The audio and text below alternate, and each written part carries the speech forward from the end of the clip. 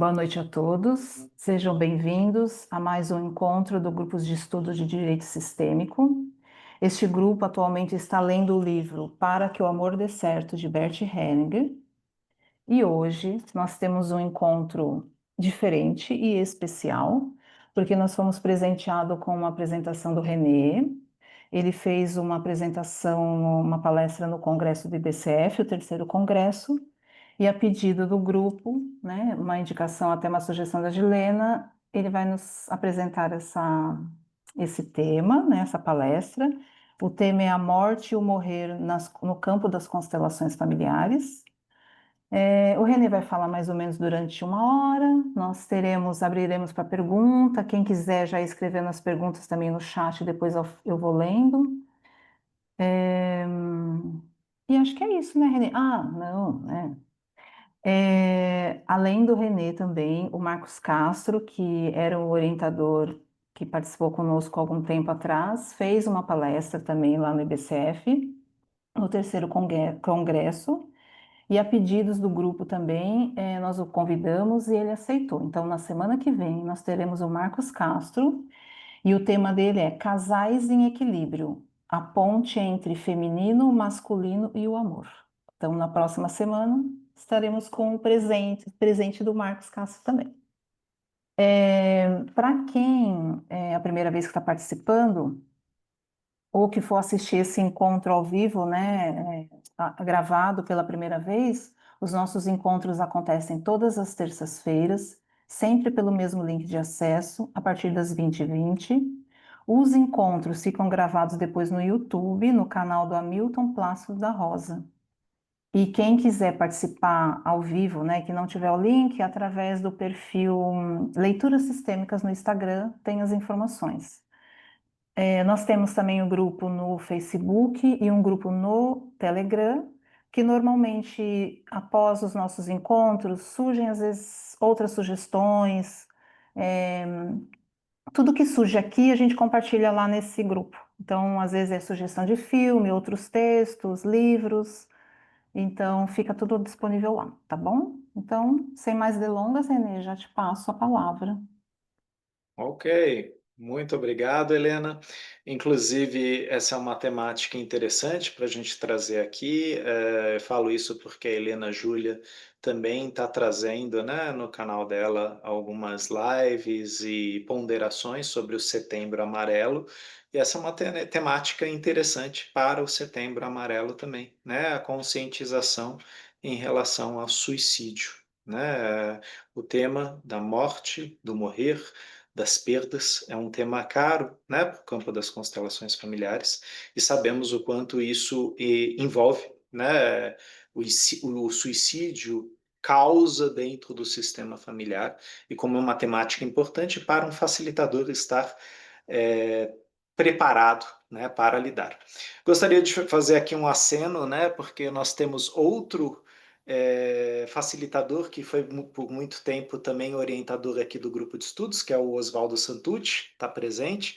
Bem-vindo, Oswaldo. Né? E assim como outros colegas, estou muito feliz de ver todos vocês aqui. Tem gente do grupo de homens aqui, pessoal de várias áreas diferentes aí, da mediação, a doutora Marisa, prazer em ter você aqui, né? E todos os outros, né, que estão presentes, é um grande prazer ter vocês aqui. Então, eu vou fazer uma breve meditação com vocês. Logicamente, essa é um convite, né? Quem não quiser fazer, não faça, né?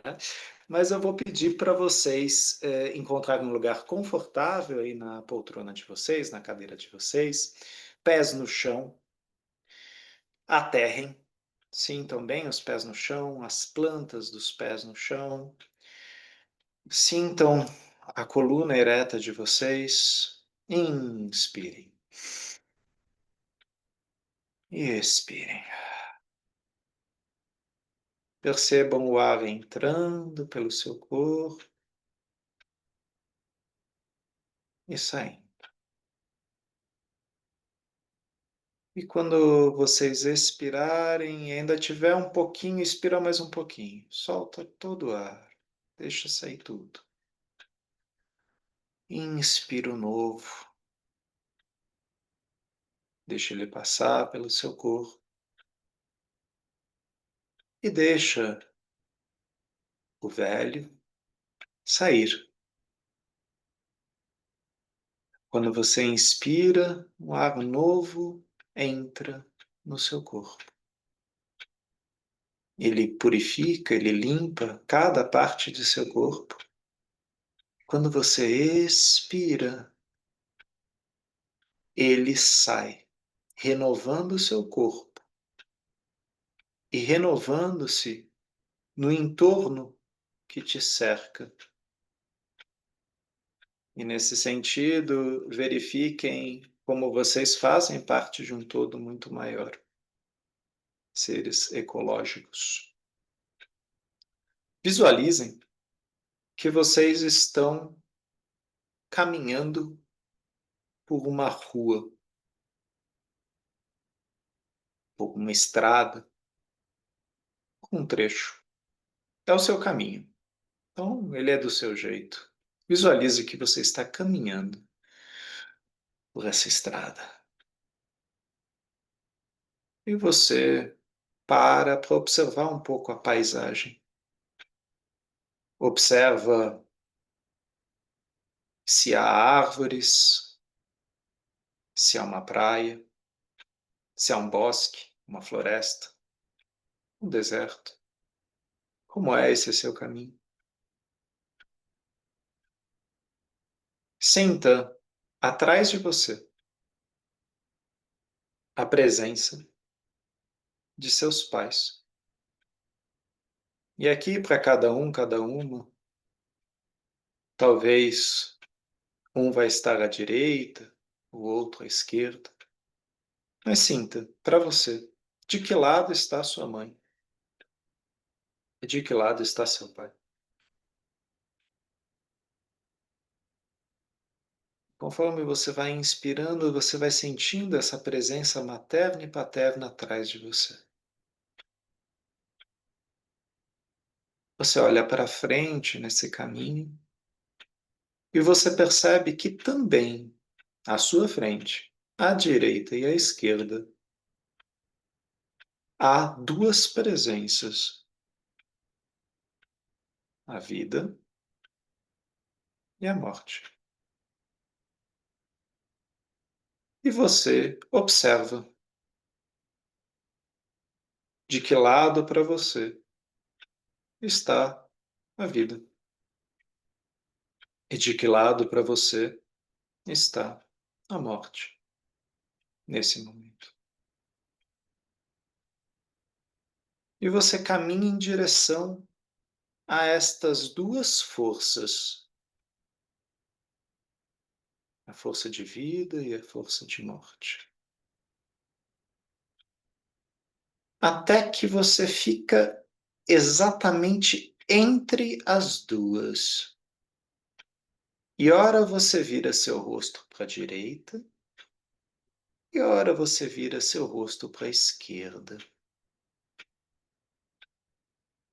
Você olha para a vida, inspira.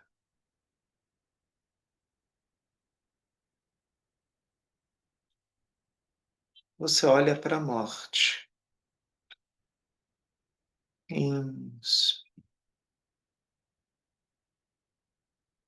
E vai percebendo como cada uma dessas forças está presente em seu corpo. Vida e morte. Nascer e perecer. Movimento e cessação.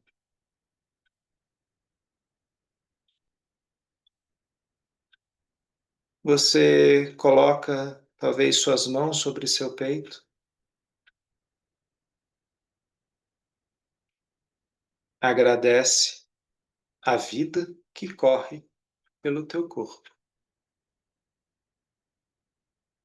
Olha para o caminho à sua frente. e segue em frente, passo após passo, sabendo que a força da vida e da morte te acompanha por todo o trajeto.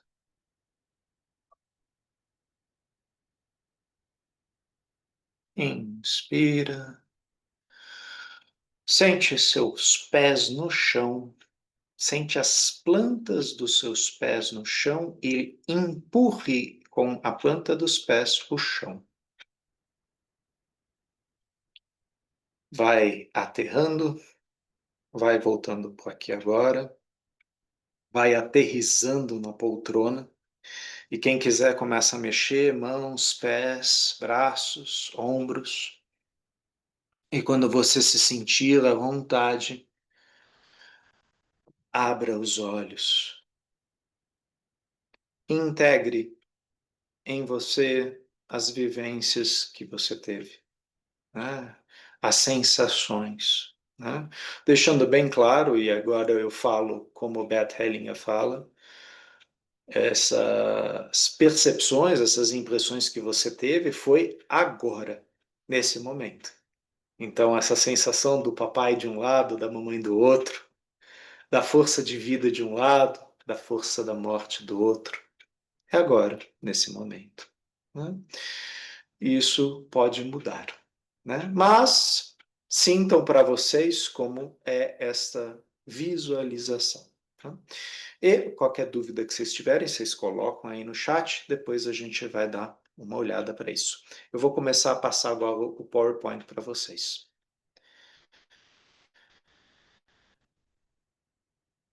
Só um instantinho. Aqui. Ok.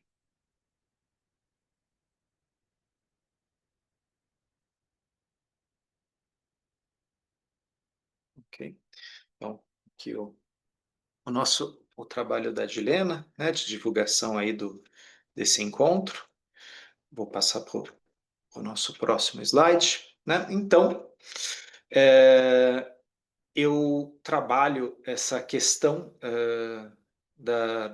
do processo de vida e morte, de luto, da tanatologia há algum tempo. Na verdade, faz parte, né, da psicologia, assim como da medicina, das áreas da saúde, estudar a tanatologia, os processos de viver e do morrer. E aqui eu vou trazer uma reflexão de Bert Hellinger. Né?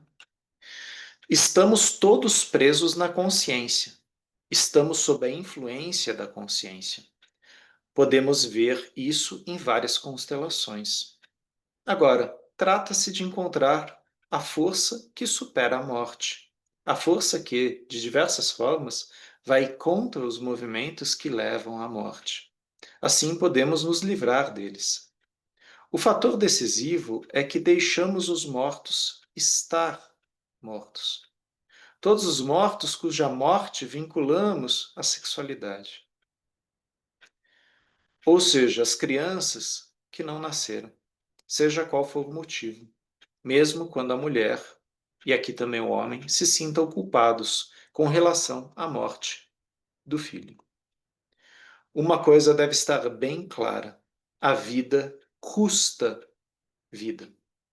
A vida só continua porque outra vida morre. Comemos o que está morto. Vivemos da morte de outra vida. Essa é a lei da vida. Muitas coisas devem morrer para que algumas possam viver. E isso me faz pensar numa outra reflexão de Bert Hellinger, que é: o velho abre caminho para o novo. Né? Então, muitas vezes, nós estamos aqui, né? Dilena, Creuza, Helena, Júlia e os colegas, estudando e passando adiante aquilo que nossos professores nos passaram, preparando o caminho para o novo. Né? Então, o novo se serve do velho e o velho dá caminho para o novo. E aí, essa figura, ela mostra um pouco isso, né, no sentido do símbolo do infinito, né, como vida e morte estão conectados, né? E, como isso é importante para um terapeuta, sim, nós trabalhamos com a vida, mas a morte está sempre próxima, às vezes até como conselheira, às vezes trazendo força, porque vida e morte se apoiam uma na outra. Talvez numa metáfora sejam faces diferentes da mesma moeda, né? E para que a vida siga, a morte atua. E a morte atua para que a vida siga. Talvez vocês conheçam, na mitologia grega, existe um conto que fala que Deméter ficou muito chateada com a questão da perda de sua filha Perséfones para o Hades. E uma forma de vingança que ela tem é de cessar a morte. Ela acaba com Thanatos. Então as coisas param de morrer. Com o tempo, Zeus começa a ficar preocupado, porque as mudanças de estação não conseguem mais acontecer. As flores não caem mais para dar lugar à fruta, e a fruta não cai mais para dar lugar a uma árvore. Na verdade, tudo permanece exatamente igual. Não havendo morte, não há transição. E os campos elíseos ficam vazios, não há mortos. E Hades fala para Zeus o que está acontecendo. Né? Aqui nada acontece, estamos parados. E Zeus resolve conversar com Deméter, falando da importância de Thanatos. E ela, como deusa da natureza, percebe isso pelas estações. Então, na mitologia grega, as estações, a primavera, o verão, o outono e o inverno, são também uma mostra dessa passagem do tempo, do pequeno que nasce, cresce, se desenvolve, matura, começa a envergar, falece e dá lugar a um novo movimento a partir de então.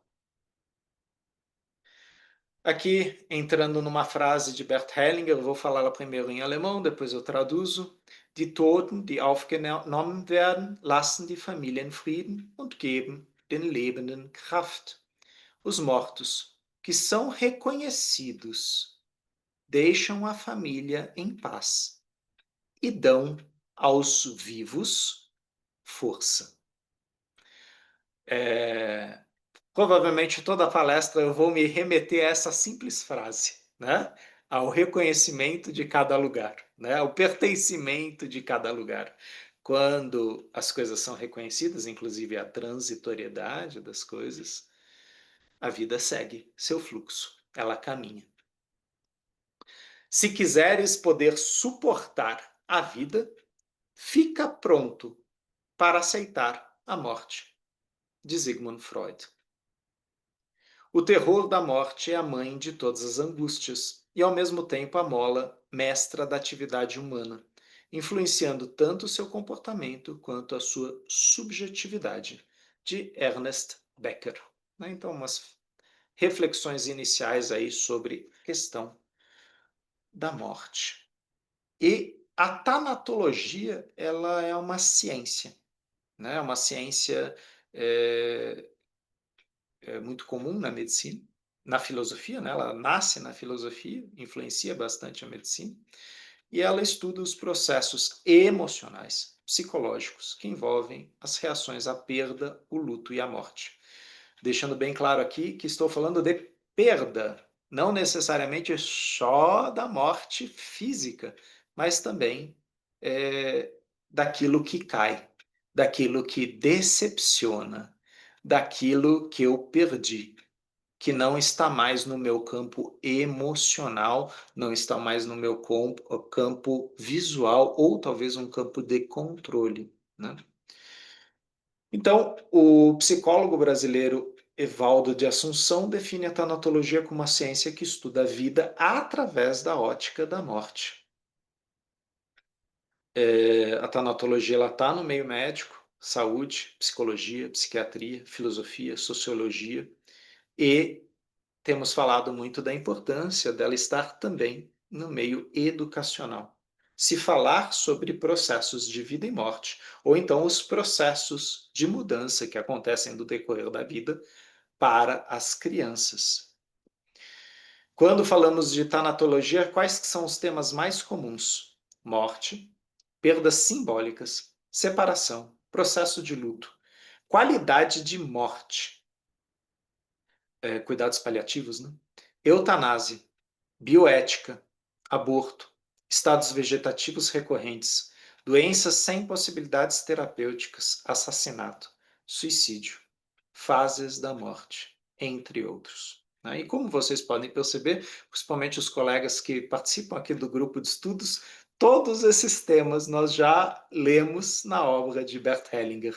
Ele já tocou direta ou indiretamente nesses temas, inclusive muito na questão de suicídio, aborto, cuidados paliativos, eutanásia, né? São temas importantes porque sistemas familiares vão trazer recorrências disso no sistema familiar ou preocupações em relação a estas temáticas.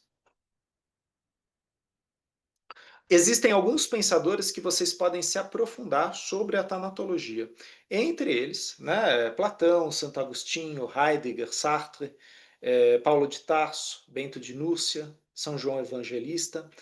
Eu acabo estudando mais Sigmund Freud e Carl Gustav Jung, né, dentro da psicanálise, da psicologia analítica. Ambos falavam muito sobre a questão da tanatologia ou da transitoriedade. Sigmund Freud tem um texto belíssimo que chama A Transitoriedade, né? E se vocês quiserem ter acesso a esse texto, me manda uma mensagem que eu encaminho para vocês. O texto é muito bonito, a reflexão que ele faz sobre os processos de passagem. Inclusive, ele estava caminhando com um poeta pelos jardins de Viena, e o poeta, que agora não me lembro o nome do poeta, fala para ele: me entristece porque essas flores todas vão morrer no inverno. E o Freud ri e fala: sim, elas vão se deitar no inverno, para que elas possam florir novamente na primavera. E Freud inicia uma reflexão sobre a guerra, né? Estava se iniciando a Segunda Guerra Mundial e se falava bastante sobre a questão da morte. E não sei quais de vocês tiveram a oportunidade de assistir o filme A Última Sessão de Freud, que é um debate entre ele e o escritor L.S. Lewis, onde ambos falam bastante sobre a finitude, a transitoriedade. Dentro do existencialismo, nós temos Arthur Schopenhauer, o Søren Kierkegaard, e outros como Martin Heidegger e Sartre, né, que vão trabalhar bastante a morte. Especificamente, Martin Heidegger é um que Bert Hellinger vai estudar bastante. Heidegger fala que nós somos um ser para a morte. Né? Então, essa é a única certeza que a gente tem. A gente tem a certeza do fim. Nós vamos morrer. E aí a importância é qual o percurso que você vai fazer, né? Como você vai fazer esse percurso, né? Então, Heidegger fala da importância de se pensar na morte ou de se refletir na morte para usufruir da vida, para ter uma fruição da vida. Vale aqui também a indicação do livro de Viktor Frankl, O Sentido da Vida, né? Onde ele trabalha também essa questão, né? Da morte por horrores, né? Por causa da guerra, por causa da perseguição. E ele fala uma frase que é eu repito bastante aqui no consultório para os clientes, o sentido da vida é dar sentido à vida, né? Quer dizer, qual o sentido da vida que você dá à sua vida, né? É uma questão singular. Não, você não vai encontrar isso no livro do Frankl. Ele fala disso, mas você não vai encontrar o seu sentido da vida no livro do Frankl. Ele vai falar, você tem que encontrar o seu sentido da vida. E sim, a psicoterapia é uma forma, né, de você, de repente, se debruçar sobre isso. De todos os pensadores, eu faço um destaque para Philippe Arrier, francês, filósofo historiador francês, que tem uma tese, né, e a tese dele chama, né, O Homem Diante da Morte, onde ele fala que no Ocidente a morte é interdita, ou seja, é um tabu. As pessoas não falam da morte, as pessoas não mencionam a morte. Cada vez mais rapidamente a gente coloca o morto dentro do refrigerador lá. A gente esconde ele, a gente some com ele, enterra o mais rápido possível, né? E ele fala, logicamente, houveram processos que têm a ver com a questão da higiene, com a questão da saúde, né? De não poder ficar com o corpo exposto por 7 dias, né? Como se faziam nas tradições antigas. Então, ele fala, é importante isso, mas por outro lado ele percebe que no Ocidente, então, se esconde rapidamente, não se fala disso. Quanto mais rápido, melhor, né? Então, os rituais foram se tornando cada vez mais curtos, e falar disso é perigoso. E aí eu trago a referência do livro de Marianne Frank, Você é um de Nós, onde um dos trabalhos que ela faz em sala de aula é falar sobre a morte com as crianças e trabalhar isso através de desenhos e de expressões, né? Por causa de um evento que tinha acontecido em sala de aula, de um aluno que tinha perdido o avô e ele ficou muito tocado por isso. E Mariane Frank aproveita essa oportunidade para trabalhar as habilidades socioemocionais. Sim, você pode ficar triste. Sim, você pode ficar com raiva. Vamos falar disso. Vamos falar da finitude. Vamos falar disso que a gente não controla. Por mais que a gente gostaria, a gente não controla. Né? Então, na verdade, deveríamos falar sobre a morte, deveríamos refletir sobre a morte, meditar sobre ela.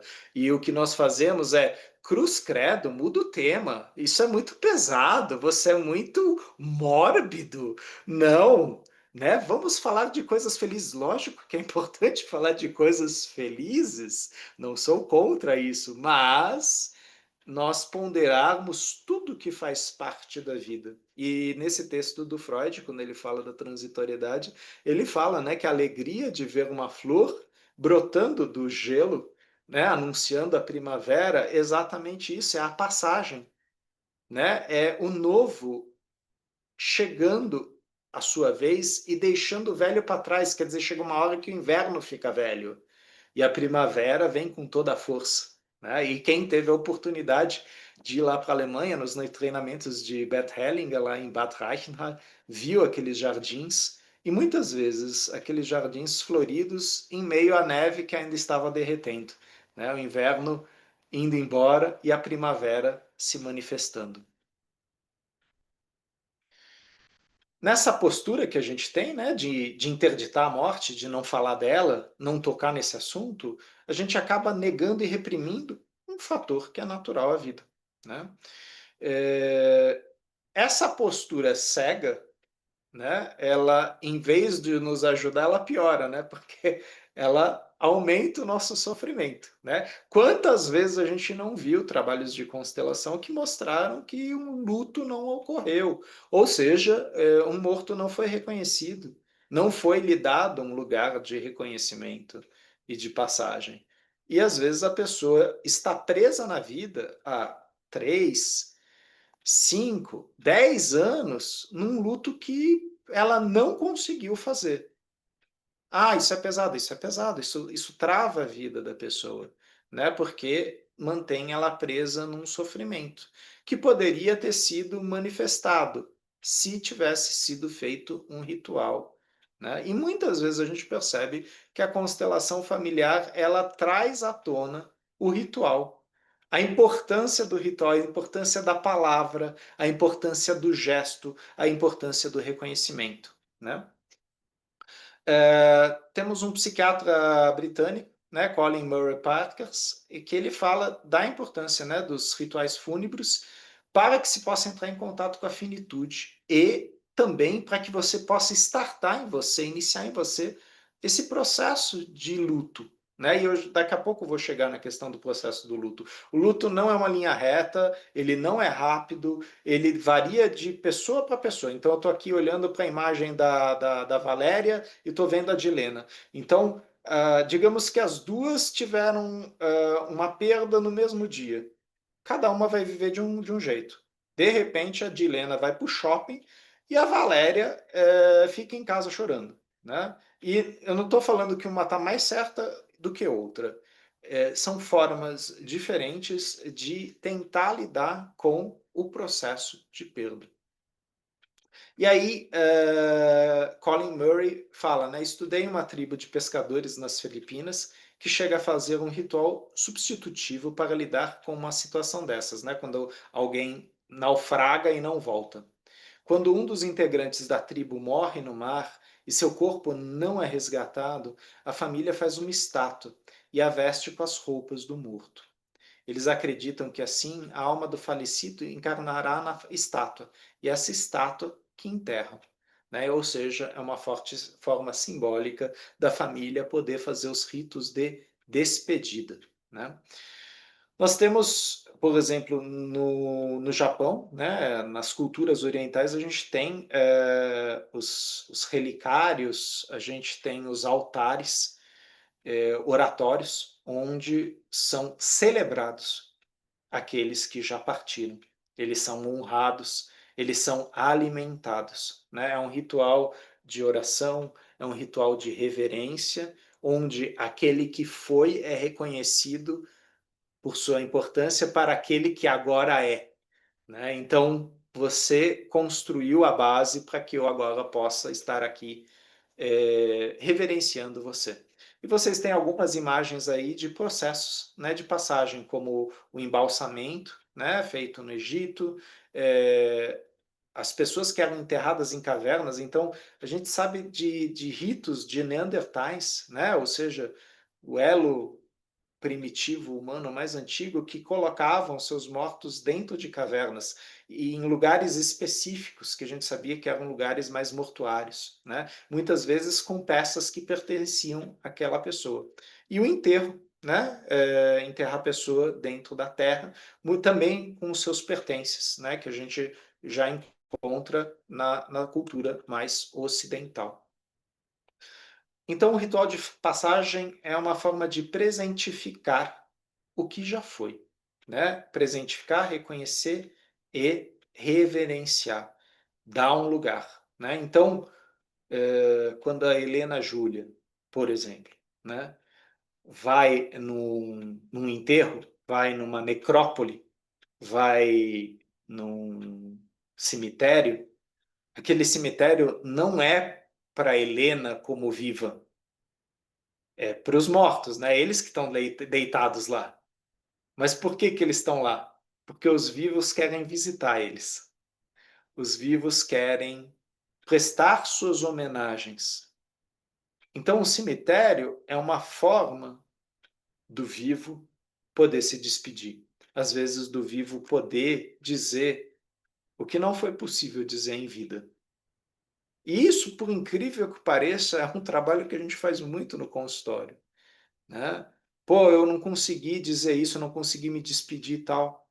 Legal, escreve uma carta. E tiveram vezes que eu fui com o cliente até o cemitério. Ler essa carta diante do túmulo, me despedir-me daquela pessoa, enterrar aquela carta, queimar aquela carta, fazer um rito, né, de passagem. Então, cemitérios, locais sagrados, né, como os nativos brasileiros diziam, ou nativos de outras regiões, os locais sagrados são os lugares onde estão os antigos, né, aqueles que já foram.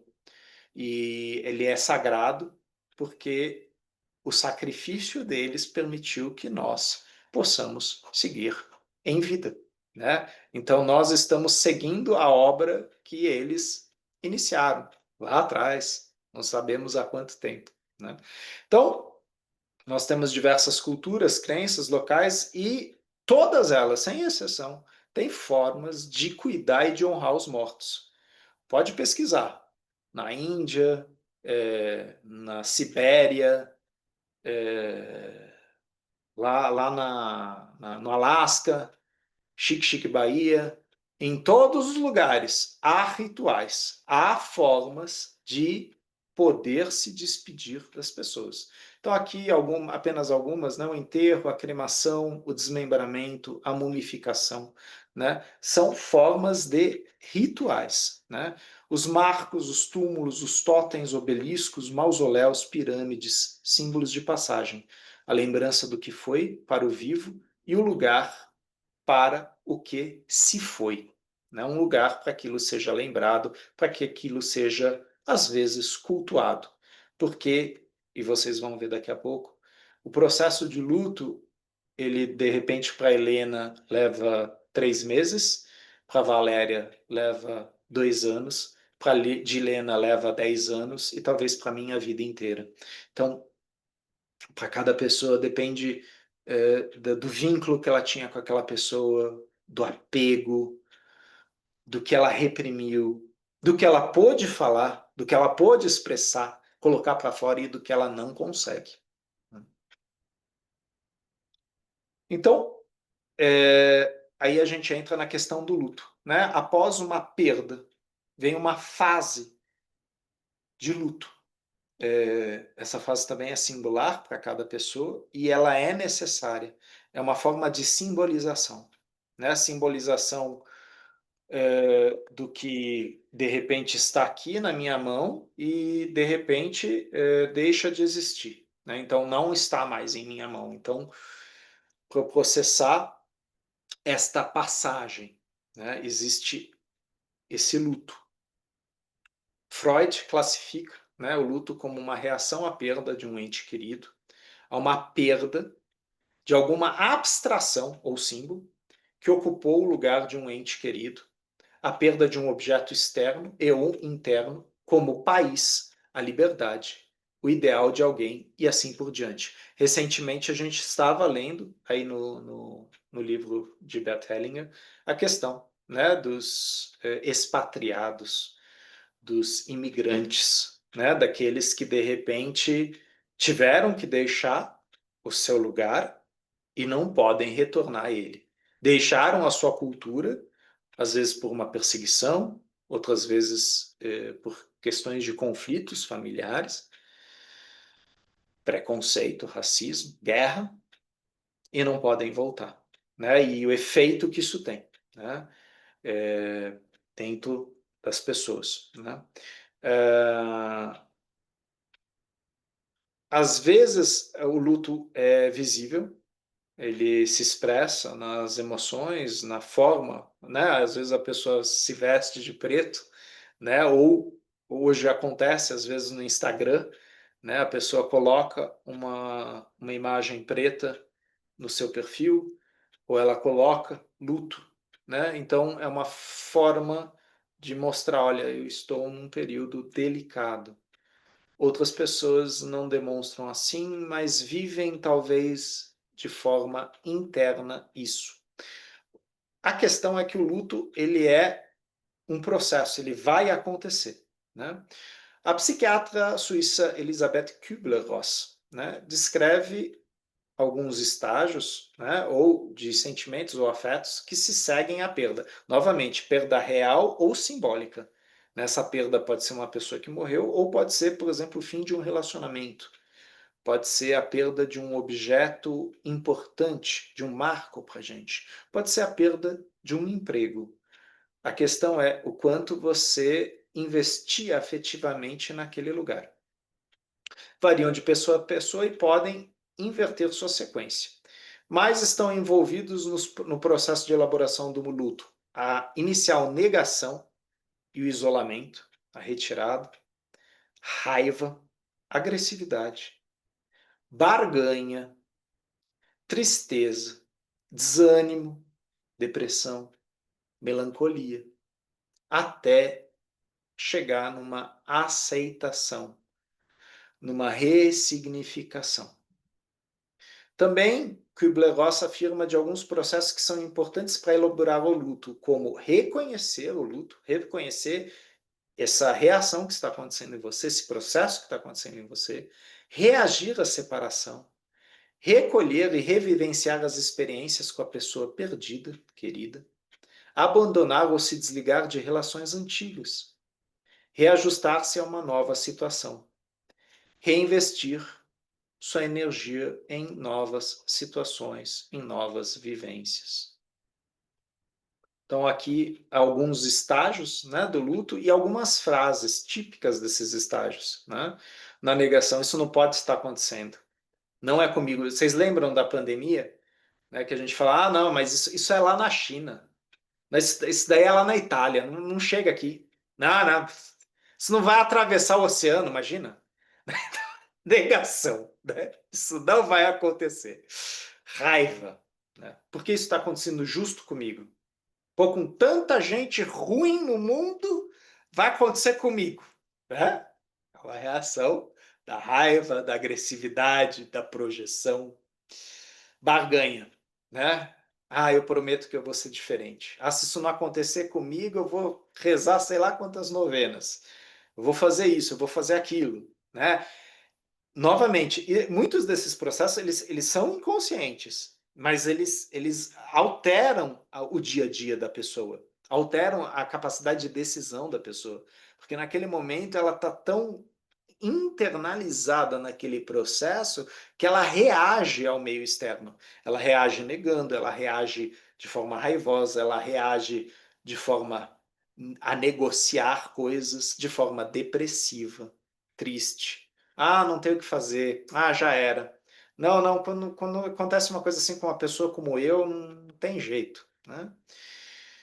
Até finalmente a aceitação, né? Bom, daqui para frente eu vou fazer diferente. Estou pronto para seguir em frente. Ou, né? Gosto de citar bastante essa música do Chico Buarque. Apesar de você, amanhã há de ser um novo dia. Um novo dia que você vai construir. Né? Então, se fala desses 5 estágios, mas eles não são retos, né? Eles não são sequenciais. Eles às vezes são desse jeito aí, eles são bagunçados, né?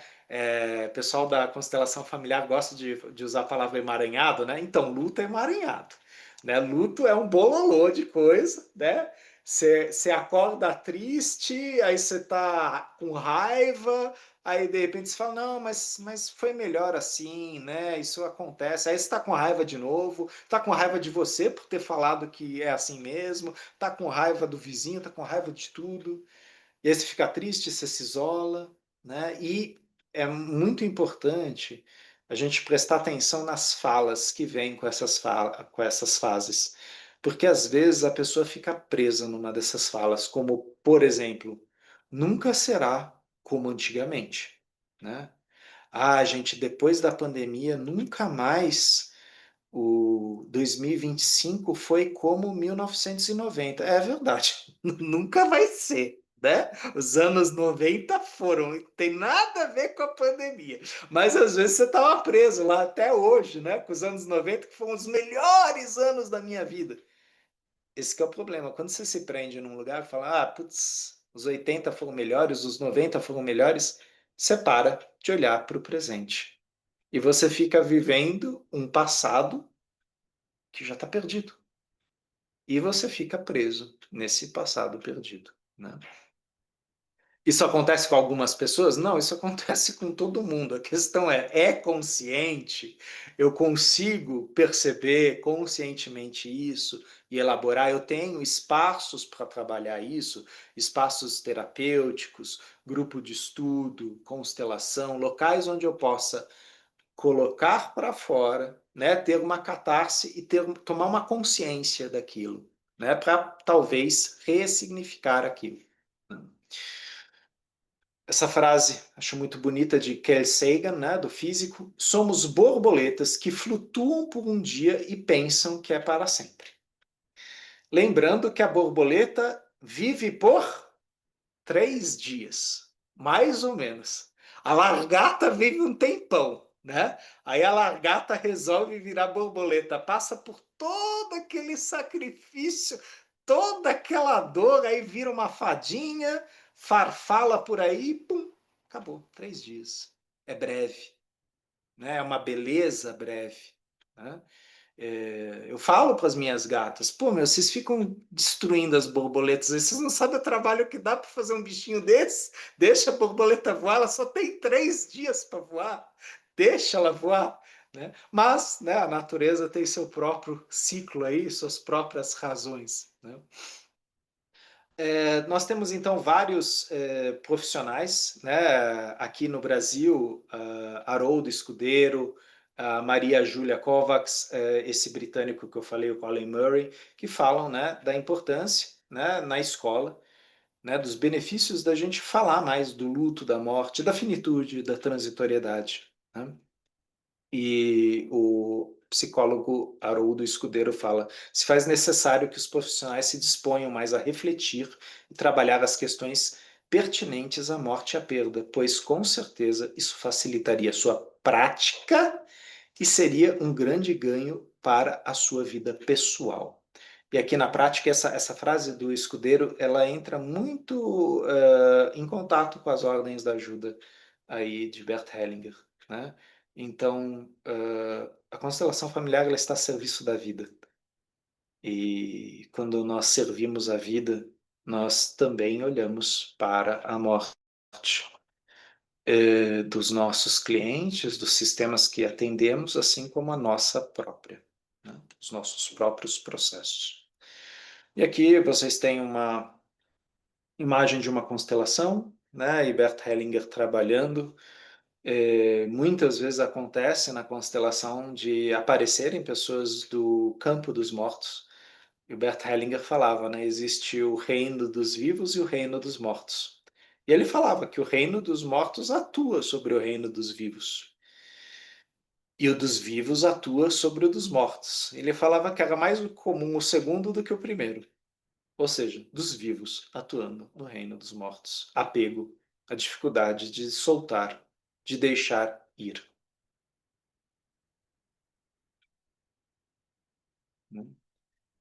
Então, Hellinger aponta, né, como por meio da psicoterapia e das constelações, acaba se trazendo à tona temáticas que tocam na morte de parentes, histórias antigas, segredos, feridas, perdas, exclusões.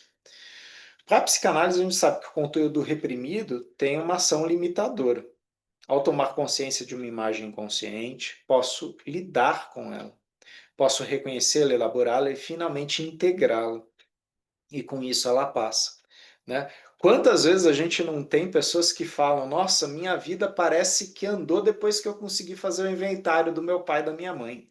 Quando a família finalmente fez o inventário do vovô, quanta coisa estava presa, né? Quanta coisa estava emaranhada, né? Quantas coisas, talvez, afetos que vieram à tona na hora lá de fazer o próprio inventário. E a gente sabe, né? Vem conflitos, vem brigas, vem desentendimentos. E que bom que isso veio, porque aí a gente pode colocar os pingos nos is, a gente pode deixar claro as coisas. E pode, de repente, deixar claro que é o advogado lá que vai, né, junto com o inventariante, deixar as coisas claras, né? E fazer esse processo finalmente correr. Porque enquanto o inventário não vai, é como se o morto tivesse lá, prendendo as coisas. Só que não é o morto que está prendendo as coisas. Né? São os vivos que estão se degladiando por coisas que já foram. Né? Então, são processos aí bem humanos e psíquicos, né? Material reprimido. Material reprimido precisa vir à tona. Né? Como falava Sigmund Freud, emoções reprimidas, né? Emoções difíceis reprimidas que não são elaboradas voltam mais para frente, na maioria das vezes, de forma pior. Então, quanto mais você reprime, quanto mais você esconde, pior vai ser quando isso estourar. É a história da bola de neve, né? Vai rolando, vai ficando cada vez maior. Então, a dor e o luto, ambos, são processos de todo mundo vai ter isso, necessários, né, para que possamos nos separar daqueles que partiu. Aquilo que os mortos nos deram, independente de se bom ou ruim, forte ou fraco, leve ou pesado, continua atuando em nós. Quando tomamos nas mãos o que nos foi dado por esta pessoa e agradecemos, deixamos que o passado passe e seguimos no presente com o que ficaram em nossa alma, com aquilo que realmente a gente pode, de repente, trabalhar e elaborar. Hellinger traz uma parábola lembrando das histórias de fantasmas, de espíritos que assombram uma casa, uma família. E aí ele fala da referência, né, do fantasma, né, que à noite vem puxar tua pontinha do pé. Ah, porque é a casa que é mal assombrada. Ele fala, não, muitas vezes essa história tem a ver com pertencimento, né, de algo, né, que foi negado, deserdado, escondido, abandonado, deixado de fora, né, do sistema. Então aquilo volta para te perturbar, porque aquilo quer ter um lugar, aquilo quer ter um reconhecimento, né? E vocês vão ver isso naquele filme Coco, Viva la Vida, né? Aquele filme, agora não lembro o nome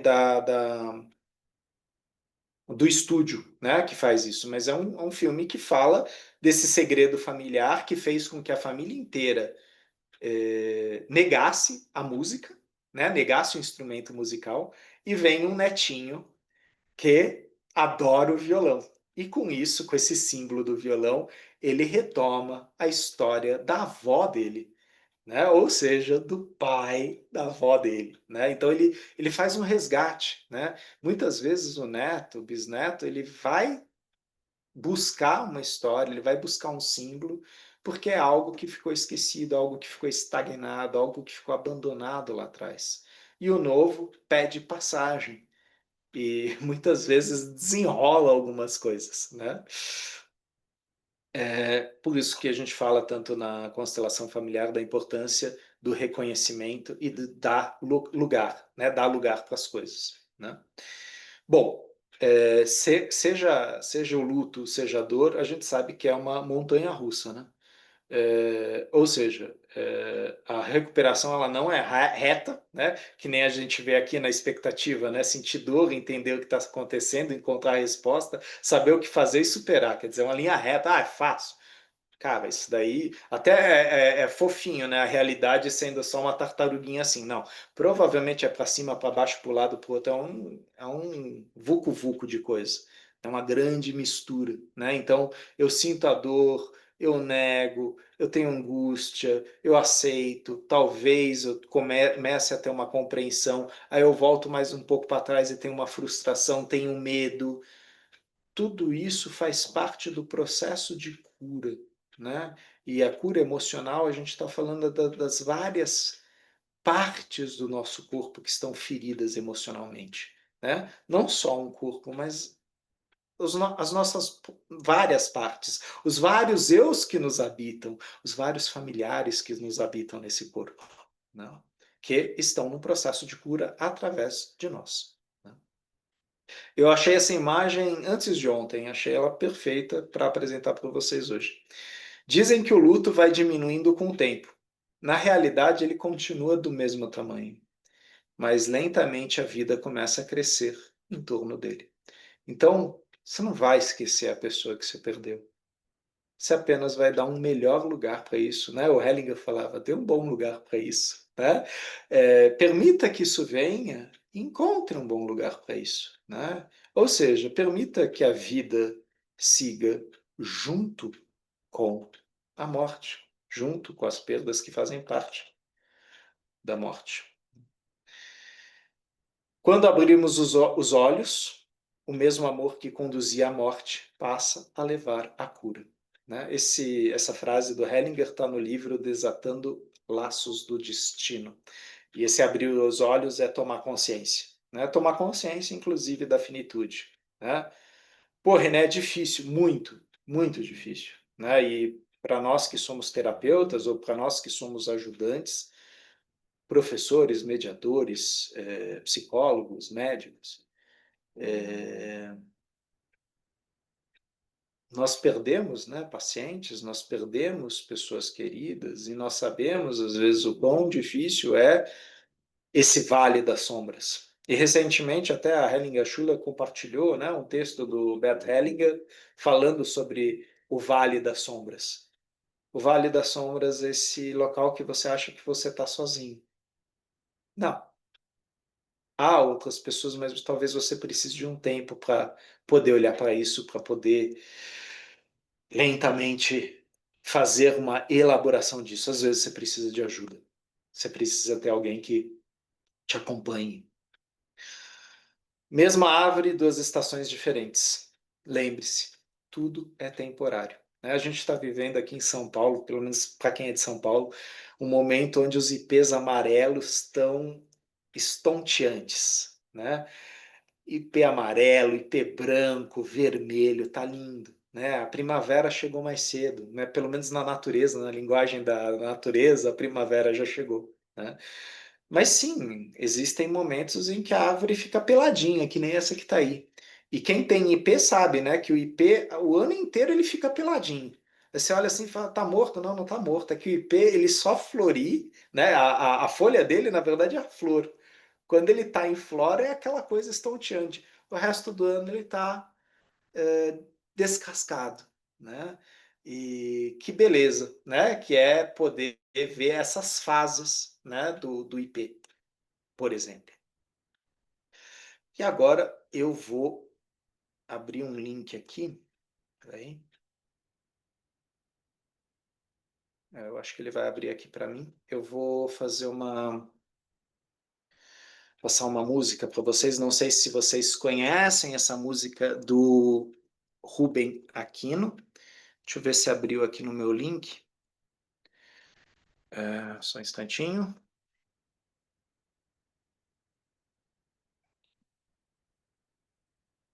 Eu coloquei o link aqui, mas o link, logicamente, não funcionou do jeito que queria funcionar.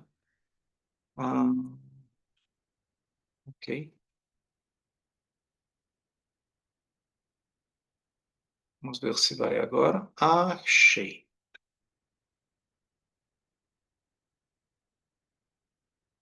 Agora vai esperar a internet fazer seus movimentos e eu vou compartilhar com vocês.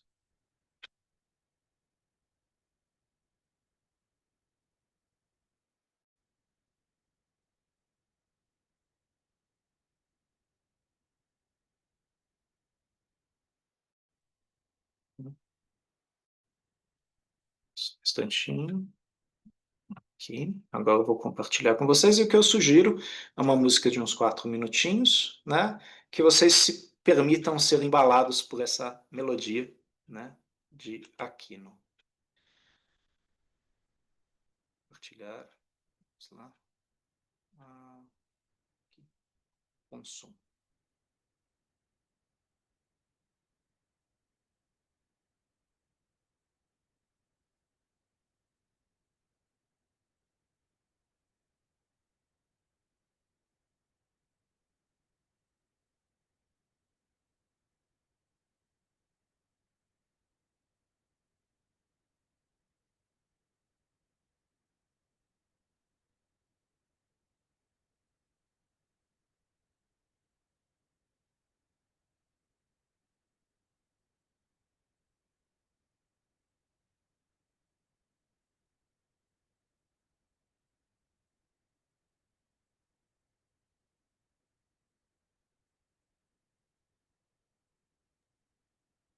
Reni, aqui para mim não está Oi? aparecendo. Para mim não está aparecendo. Para vocês É, estão, gente? Acho que não, ó. eu acho que não tá indo, não está compartilhando. Bom, eu vou sugerir que vocês depois busquem essa música, né? Nuvem Passageira, posso até de Lena, ela compartilha depois no grupo para vocês poderem assistir também. Mas eu acabei tendo uma travada aqui, esse que foi o problema. Peraí, deixa eu parar de compartilhar tudo aqui. A ver vocês. Pronto. Estou vendo todos vocês. Eu vou interromper por aqui, né? Teria ainda essa parte da música, mas problemas técnicos, né? É, bom, vou passar a palavra aí para Helena. Helena, você estava olhando aí como estava o chat, então, se você puder me ajudar com isso, né? Ajuda. Que eu não li nada. E provavelmente a gente não ia conseguir subir o vídeo com essa música que da outra vez o Marcos fez, eu tive que editar o vídeo, mas a gente Ah, compartilha sim. no grupo lá, não tem problema. Tem a Mônica,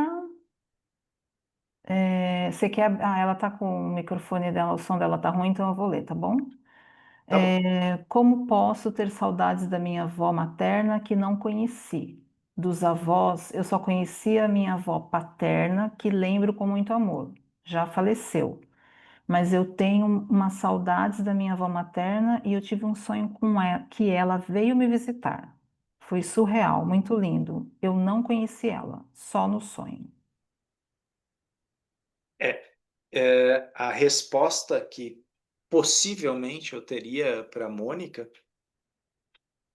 é que talvez essa saudade não seja só sua, né? Essa saudade já morava no corpo da sua mãe e você, de certa forma, teve essa mourada, né? Durante um tempo no corpo da sua mãe. E isso acabou passando também para você, né? Essa saudade seguiu também com você. E esses sonhos provavelmente são sonhos não só seus, mas de outras pessoas também do sistema familiar, né? A saudade a gente percebe muitas vezes na constelação como um sentimento sistêmico, né? Muitas vezes a gente tem saudade de um lugar que a gente nunca foi. E a gente chega naquele lugar e olha e fala, nossa, que saudade que eu tinha disso aqui, só que você nunca foi para aquele lugar. Como que isso é possível, né? Mas na verdade, talvez alguém do seu sistema já teve momentos em que esteve lá, em que habitou aquele lugar. Então, talvez no seu corpo esteja se manifestando uma saudade de alguém do seu sistema. E você é o receptáculo e a possibilidade de sentir essa saudade, de talvez chorar essa saudade, ou talvez de sonhar essa saudade e ter um encontro aí com a sua vovó.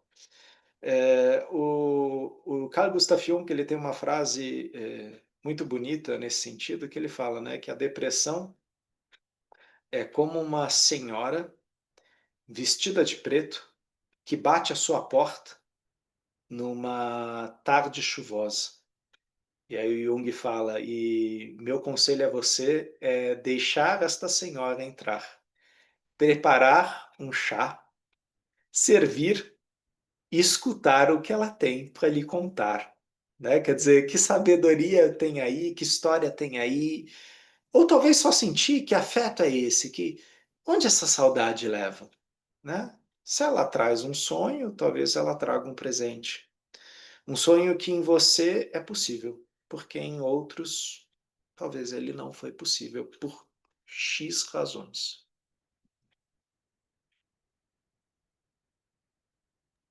Ela comentou aqui, Renê, ela fala dela como se fosse ontem, faz todo sentido. Estou muito emocionada. Obrigado por trazer isso para nós. A gente Val, chegou. pode falar, desculpa. Não, a gente chegou até a comentar isso uma vez aqui no grupo, né, Helena, dessas pessoas que viajam para certos lugares e têm uma grande emoção, uma grande às vezes um descompasso mesmo, e depois conversando com o pai, com a mãe, com o vô, com a avó, descobrem que aquele lugar não era desconhecido, aquele lugar era familiar, mas não era comentado nas histórias. E é muito interessante quando você de repente fala para o pai e para a mãe, ah, eu fui lá. De repente parecem histórias, né? Ah, eu fui lá para Araraquara. Ah, pois é, seu avô tinha um negócio lá. Aí você, putz, eu nem sabia disso, né? Mas as histórias, elas aparecem nas horas que elas têm que aparecer. E aí muitas vezes a gente fala aquilo, né? Nada é por acaso. Nem uma cidade que você visita, nem uma pessoa que você conhece, nenhum sonho que vem te visitar, do qual você tem saudade, você fala: da onde vem essa saudade que não é da minha cabeça? Porque eu não conheço essa pessoa, mas ela é do seu coração, né? E o teu coração talvez seja um pouco mais antigo do que você. Tem uma pergunta da Valéria. Valéria, você quer abrir o seu microfone ou quer que eu leia?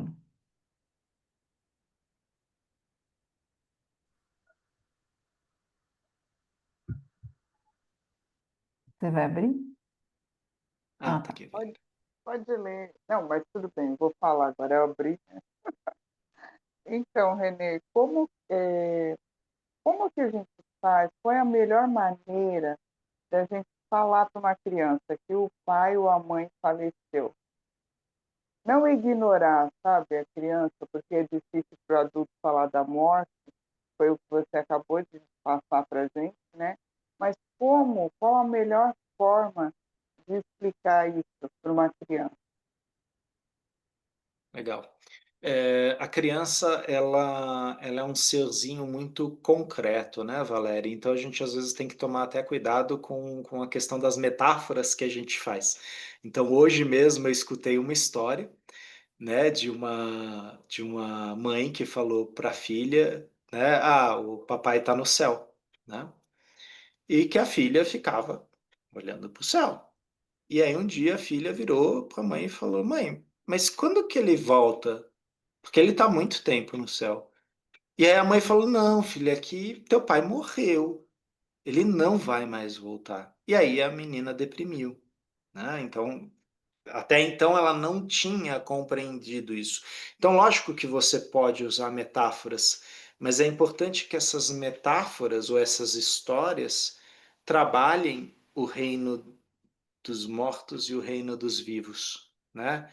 Então, você pode falar até para a criança: seu papai foi para o céu, né? Foi morar com os anjos ou foi morar com as entidades, não sei, né? Dentro da religião de cada um. Ou você pode contar histórias, né? Como a mitologia grega. Ele foi para o Hades, né? Ele foi viver nos Campos Elíseos, né? Essa era assim que se falava antigamente, né? E ele não vai voltar. Ele está numa nova jornada. A jornada de vida, a gente segue agora sem ele, sem ela, né? Então, por mais difícil que seja, é importante colocar, isso aqui se foi, né? Então, esta concretude não existe mais, né?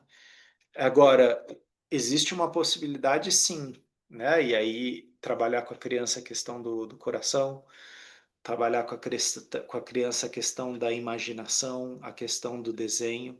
Você pode simbolizar a importância que essa pessoa teve para você, né? Então, às vezes, com algumas crianças, a gente coloca fotos, né? E a gente fala: olha, aqui ele está presente. É uma foto, mas é para você lembrar dele, dela, para você poder chorar. Aí falar para a criancinha, a gente chora, né? Porque a gente fica triste. E muitas vezes é saudável falar para a criança, né? Como adulto, eu também fico triste. Eu também fico com raiva, né? Mas às vezes você não vai me ver chorar porque eu estou cuidando de outras coisas. Mas você pode chorar, né? Então, diferenciar para a criança também que ela, como criança, ela pode estar livre para vivenciar isso, enquanto adulto, às vezes, precisa marcar a hora na agenda para viver o luto. Né? Mas é importante que ele marque a hora na agenda e viva o luto, né? Que ele faça de algum jeito esse processo. Eu gosto, Valéria, de usar muito contos de fada, tá? Então existem alguns contos de fada que trazem a questão da morte, né? Principalmente os contos de fada, vai, dos irmãos Grimm mesmo, os verdadeiros. Dos da Disney, é que os da Disney são muito. Eles escondem muito esse fato. Mas tem um filme que mostra isso bem, que é o Rei Leão. Né? Então, quando o Mufasa morre, mostra isso, e é incrível como as crianças percebem. Ah, o que que aconteceu com o Mufasa? Ah, morreu. Então, o pequenininho Simba ficou sem papai. E, bom, eu lembro que quando eu vi essa cena, eu chorei, né? E eu provavelmente vou chorar de novo. A Disney, ela consegue, né? Causar certos sentimentos. Mas é legal, de repente, pegar esses filmes, né? Que falam do processo de passagem. Pinóquio fala da passagem, fala da perda, né? E a história verdadeira do Pinóquio, não a da Disney, né? Mas a história verdadeira do Pinóquio é quando ele vira menino, ele vira porque o Gepeto morre, né? Então o Gepeto abre mão da sua vida para que o Pinóquio possa ser um menino. Então, ao mesmo tempo, ele está feliz porque ele virou um menino, mas ele perdeu o pai dele. Então, é uma metáfora, né? Logicamente, a vida não é assim, concreta, mas assim, não se ganha sempre. E a vida tem um custo. Eu acho que contos de fadas são uma boa forma, né? O storytelling são boas formas. E aí, talvez, Valério, você procurar alguma história na mitologia, talvez na religião, na Bíblia, alguma coisa que para você faça sentido e você conta para a criança numa linguagem mais próxima dela, né? É,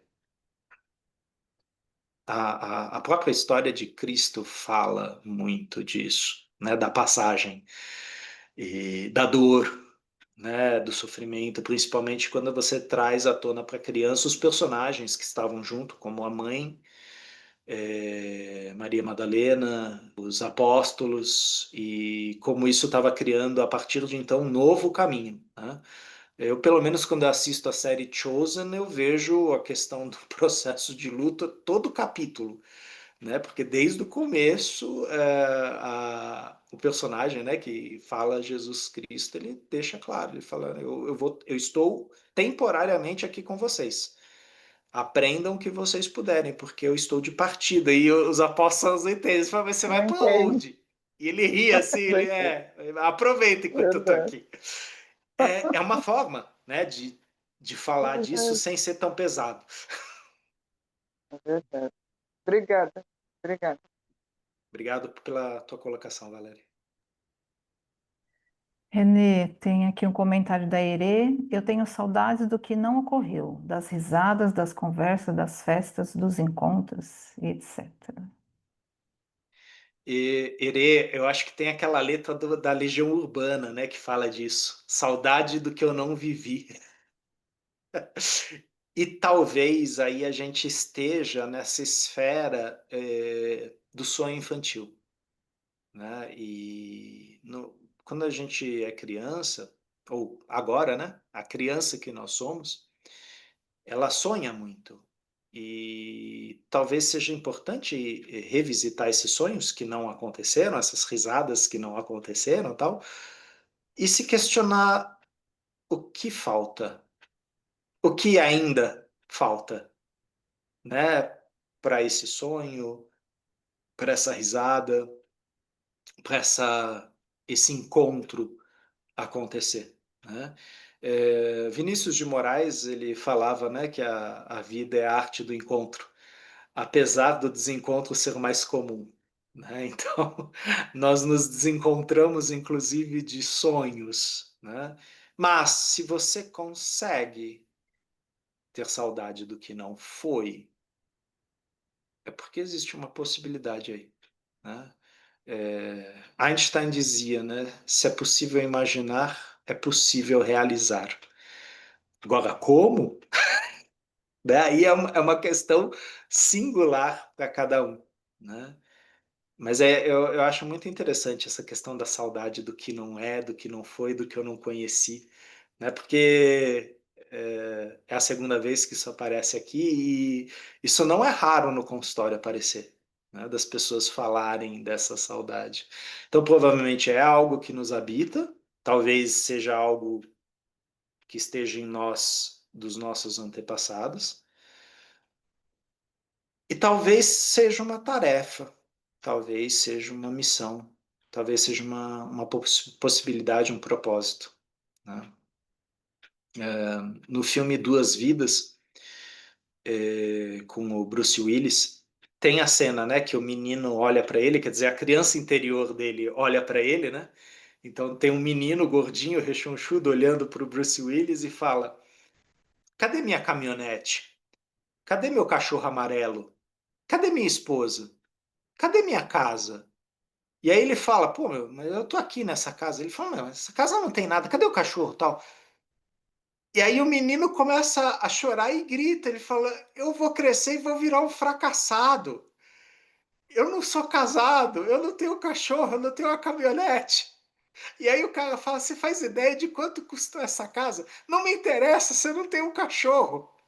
Ou seja, a criança está falando que na perspectiva dela é valor, é vida, né? E depois no decorrer do filme você vai vendo que o Bruce Willis ele vai se reaproximando desses sonhos que ele deixou para trás, desses propósitos que ele esqueceu na correria da vida, né? Naquilo que outras pessoas disseram para ele que era mais importante do que aquilo que ele sentia que era, né?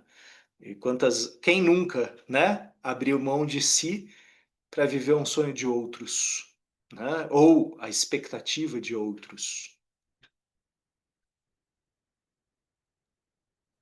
A Tânia Moreira. Eu ouvi falar do filho da cantora que faleceu, que eles não tinham comentado que ela morreu. E aí a criança ficou diabética emocional, até que contaram e a saúde dela foi restabelecendo. E aí ela pediu para falar É, um pouco disso. eu lembro de uma história na faculdade, Tânia. Foi uma professora minha de psicanálise que contou essa história. Ela, inclusive, ela estava dando o módulo de psicossomática. Ela falou que a criança nasceu, e logo que a criança nasceu, a mãe faleceu. Então, foi aquela questão de, tipo, minutos. E que a criança começou a recusar, né, o alimento e começou a ficar com icterícia, começou a manifestar várias questões de pele. Um dia, 2 dias, no terceiro dia ela já estava correndo risco de falência, né, dos órgãos. E aí a minha professora, que era psicóloga nesse hospital, chegou junto do ouvido do nenenzinho, a gente está falando de um neném de 3 anos, né? E ela falou: se você também morrer, o que vai ser o sacrifício que sua mãe fez por você? A sua mãe fez de tudo para que você pudesse vir. Ela te ama muito. Só. Dia seguinte, o nenê começou a aceitar a alimentação. Depois de 5 dias, começou a se recuperar. A gente está falando de um ser que não tem compreensão, não tem compreensão intelectual, né, para concatenar essas coisas. Provavelmente foi o tom de voz, a forma e a verdade que o coração dessa profissional falou para o coração dessa criança. A importância, né, de você ver, né, que a morte está muito próxima, né, daquele ser, mas também tem vida. E será que o propósito é a morte, né? Então, em meu consultório, lógico que eu tenho clientes que buscam a morte, que desejam a morte, a finitude. Falamos de morte, mas também falamos de vida. Eu trabalho com vida. Eu trabalho com a morte, mas eu também trabalho com a vida. Então, tentar trazer essa força de vida, né, que Freud chamava de Eros, né? Nós temos duas forças, né, pulsão de vida e pulsão de morte. Eros e Thanatos, né? A pulsão de vida nos impulsiona para frente. Thanatos nos breca, nos procrastina, nos interrompe, nos faz cessar processos. E Freud falava, os dois fazem parte, é yin yang, faz parte do seu corpo, né? Às vezes uma interpretação ou uma construção, ela tem esse poder terapêutico, né? Quando dita da forma correta, no momento certo, ela pode curar. Aí, provavelmente, aquele bebê precisava que alguém não olhasse apenas ele como um serzinho que estava morrendo, mas como o tesouro da mãe dele. E o tesouro da mãe dele que fez de tudo para que ele permanecesse vivo, né? A gente não faz isso na constelação, né? Olha para sua mãe e diga para ela, eu por você, mamãe. E muitas vezes a mamãe olha e faz, ah, não é isso. Eu não pedi isso para você, né? E aí o Hellinger fala, né? Volte para o seu lugar de criança, né? Volte para o seu lugar de pequeno, né? Você está invadindo um assunto adulto. Você está tentando realizar algo que você não é capaz de realizar. É demais para você. Você é pequeno, pequena. E o efeito que essa simples frase às vezes tem numa constelação. Às vezes a gente nem vai para a frase eu por você, eu por mim, você por você. Não é necessário. Às vezes só a reação que a mãe ou o pai tem àquela frase eu por você, papai, eu por você, mamãe, já basta. Aquele ser entendeu. Eu ultrapassei os meus limites de possibilidade. Eu tenho que voltar atrás, né? Voltar para outro lugar. Da Débora, só um minutinho. Como lidar quando a criança não participa do ritual de passagem, como o velório, e depois fica na busca daquela pessoa? Ou quando não entende da morte e deseja passar por uma outra coisa, é isso? Numa festa, é isso, Débora? Que cortou aqui, eu não entendi. Como conduzir essa situação? Quando isso acontece, é muito importante, talvez você fazer com a criança um ritual que lembre a passagem. Então, por exemplo, nesse sentido, o cemitério ele está lá porque você pode visitar. Você pode visitar o túmulo e você pode levar flores, você pode acender um incenso, você pode acender uma vela, você pode chorar, você pode rezar, você pode conversar. Eu estava conversando isso hoje com uma paciente muito interessante, né, que é a cultura dos argentinos, né, os portenhos. Eles têm o hábito de no final de semana passear por cemitérios. Os cemitérios lá na Argentina são super bonitos, né? E muitas vezes eles param na frente de um túmulo, põem a cadeirinha deles, pegam lá o chimarrão, ficam lá bebendo, às vezes eles tocam música, pegam um violão, né? Cantam, conversam e teve uma vez que eu estava lá em um dos cemitérios que está Carlos Gardel e tinha um senhor com a espreguiçadeira dele lá sentado, tomando chimarrão, tocando uma música. E os brasileiros, né, olharam tal e falavam, é o túmulo de algum parente seu? E ele falou, não, eu não conheço ele, mas eu gosto dessa parte aqui do cemitério. Essa parte é bonita. Eu gosto de cantar para esse túmulo aqui. Aí a gente perguntou para ele, mas é esse aqui? Ele especificamente é esse. Faz anos que eu venho neste túmulo aqui e canto neste túmulo. Eu não sei que resgate era esse, né? Também não me cabia perguntar isso, mas assim, ele estava elaborando alguma coisa e você pode fazer isso com crianças, né? Novamente, as histórias, né? Storytelling, contos de fada, desenho, pintura, levar a criança a expressar o conceito que ela tem de finitude através né, da forma de expressão possível para ela.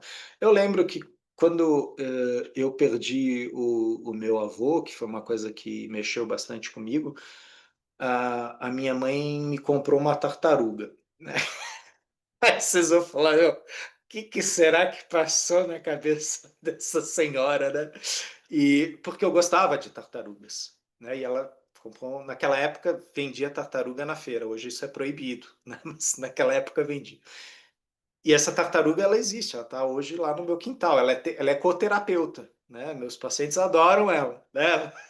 Ela foi desenvolvendo outros propósitos.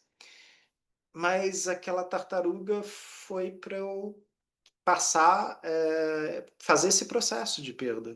Né? Ela era viva, ela ficava no meu quarto, ela ficava andando à noite no aquário. Então era uma forma que eu, né, pensava no meu avô. Até que em um determinado momento eu já não pensava mais no meu avô, eu enxergava a tartaruga pela tartaruga que ela era.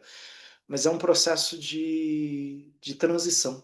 Né? E muitas vezes, o Winnicott fala isso, né? Dos objetos transicionais, né? De você fornecer para a criança algum símbolo que ajude ela a compreender melhor aquele processo que ele não é fácil de compreender. Né? Muitas vezes a gente fala que é importante a criança ter um beta, um peixinho. Por quê? Porque o beta é frágil. Pô, René, mas vai morrer. É. Como é que raio de psicologia é essa? É uma forma, né, de você aprender cuidados e também processos, né? Isso pode acontecer também com um cachorrinho, com um gatinho, com uma tartaruga. Na verdade, os bichinhos, com exceção da tartaruga, a maioria dos pets, eles têm uma vida mais curta que a humana, né? E é importante, às vezes, uma criança entende muito da questão da passagem quando ela vê isso no mundo animal, né? E quando eu trabalhei uma época numa clínica que tinha muitos animais. E teve uma vez que um potrinho faleceu. E eu pedi para a diretora do colégio a possibilidade das crianças acompanharem o enterro. E as crianças foram, né? A gente não obrigou ninguém, a gente falou, ó, o Potrinho faleceu, quem quer se despedir dele? E as crianças foram, crianças especiais, né? Se despediram do Potro. Levaram desenhos, flores, fizeram um comentário lá na cova, e de vez em quando elas iam lá visitar o Potrinho, né? Então, a importância de ritualizar certos processos de despedida. E falar para a criança, não, você pode fazer isso. Né? Você pode se despedir, você pode chorar, você pode se manifestar. Né? Quando a criança sabe que ela tem espaço para isso, flui. Né? Às vezes a criança ela fica preso no nó do adulto. O adulto segura, né? Para não mostrar fraqueza, e a criança faz exatamente a mesma coisa, ela segura também. Só que ela não sabe que ela está segurando. Né? Ela precisa que alguém fale, não, você pode soltar, você pode falar, é difícil, né? Vamos desenhar, vamos escrever. Eu tinha um paciente que tinha perdido o pai e para a mãe foi muito difícil levar ele pro enterro, porque, desculpa, foi uma morte violenta, então o caixão estava lacrado. E aí ela falou, putz, como é que eu falo? Porque o tempo todo ele fica falando desse pai. E aí eu pedi para ela, falei, você tem fotos desse pai? Tem. Falei, traz os álbuns. Durante anos, eu olhava as fotos desse pai com esse menino. E ele me falava quem era o tio, quem era a tia, o papai, o papai, o papai. Então, era uma forma dele se despedir, né? E que eu saiba, ele tem esses álbuns até hoje, né? É uma forma, né, de você simbolizar aquilo que partiu, né? Infelizmente, a gente perdeu um pouco esse hábito, né, dos álbuns. No consultório, eu estimulo as pessoas a revelarem fotos, a desenharem, a pintarem, para representar aquilo que já partiu, que foi, né? E não ficar apenas colocando no celular. Isso aqui é mais fugidio ainda, né? Isso some.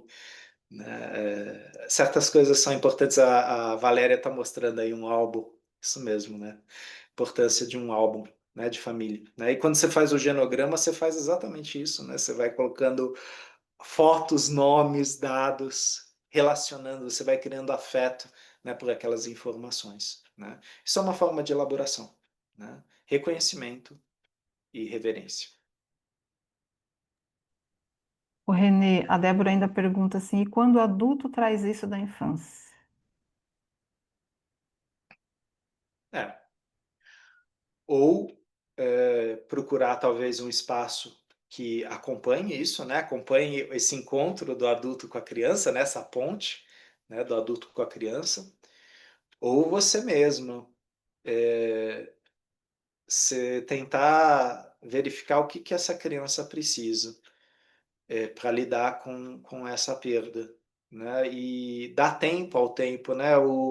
No filme do Patch Adams a gente tem essa passagem, né? Que ele fala, né, para as pessoas que ele vai tentar fazer de tudo para realizar o último desejo que a pessoa tem antes de morrer.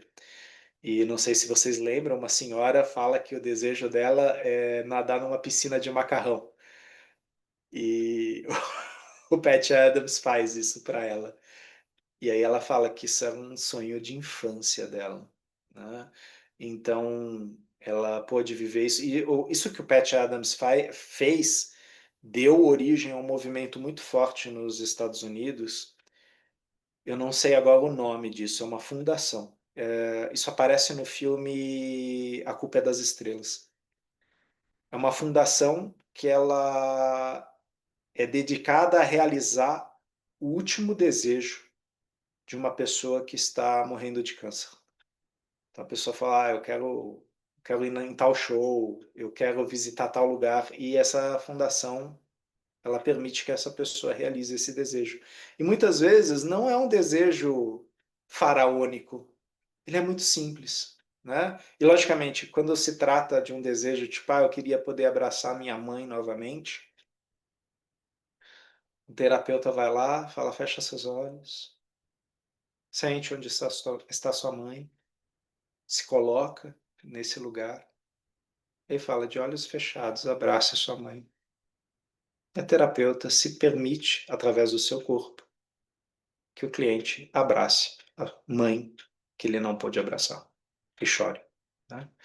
A Renata Pinotti está aqui, ela sabe, né? No Leader Training do Tadashi Kadomoto, a gente fazia isso muito com as pessoas. Fazia as pessoas poderem viver, reviver coisas que seriam impossíveis. Ah, não dá mais, meu avô já foi. Eu fui uma pessoa que no Leader Training eu sentei com meu avô, conversei com meu avô, né? Anos, décadas depois do falecimento dele. Né? Ou seja, a nossa capacidade adulta de poder simbolizar, né? PNL, né? Mapa não é território, né? Você pode criar, você pode modelar, né? Talvez você precise de um terapeuta para te acompanhar nesse processo, né? Mas às vezes são coisas muito simples, como escrever uma carta, depositar essa carta num local específico, queimar essa carta, né? Cuidar de um bonsai, não sei. Encontrar formas, em formas de simbolizar, né? Simbolizar aquilo que a criança perdeu e que a criança talvez não conseguiu processar. Da Ione, posso, tem mais acho que uns dois, pode? Ok. Continua. Ione, há um ano passei por um processo desse. Recebi o diagnóstico de câncer terminal, onde ele teve só 45 dias de vida. E ouvir uma das vezes ele dizer: Estou aqui. E como é esse processo de morrer? Eu vivi um luto em vida, como dizia na época, para as pessoas ao redor, não para ele. E isso doeu muito e ainda dói. E os processos do luto vêm e vão. Penso muito nisso. E quando me sinto bem, penso: será que esqueci? Eu não sei se ela está aí ainda. Não, a gente nunca esquece, né? Aí é aquela última imagem que eu mostrei. O luto não vai embora, né? A pessoa não vai embora. A questão é que a vida, ela forma um abraço em volta desse luto, ela ressignifica esse luto, né? Então, muitas pessoas às vezes pensam, né? Ah, mas se eu então fizer o processo do luto, eu vou esquecer tal pessoa. Não, você não vai esquecer. A gente não esquece primeira namorada, segunda namorada, terceira namorada, né? Mesmo quando a gente tem raiva. Aliás, às vezes a raiva mantém ela bem viva, né? É aquela coisa, encontrar formas de honrar, reverenciar aquilo para que a gente possa seguir para nova relação sem essa raiva, né? Sem esse desgosto, sem essa mágoa. A gente nunca esquece, né? Aliás, o nosso eu, né? O nosso ego, ele é feito de lembrança, ele é feito de memória. E lembrança e memória, o Freud deixou bem claro que é afeto.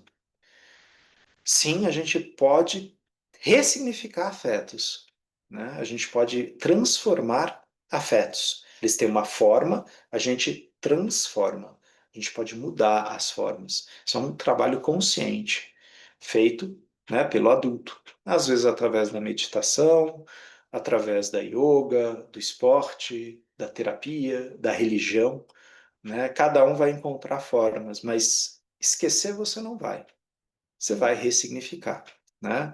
E com o tempo, não dói como antes, é diferente, né? É que nem a angústia.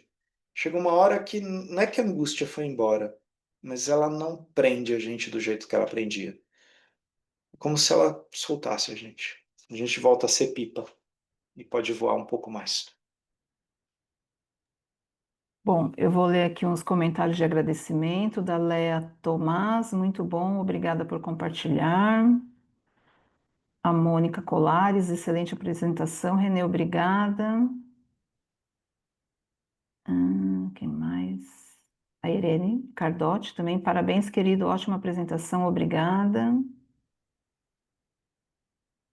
Aí a Mônica Gema comentou que na época lá no Chile, os estudantes iam para o cemitério para estudar, porque era tranquilo e sem barulho.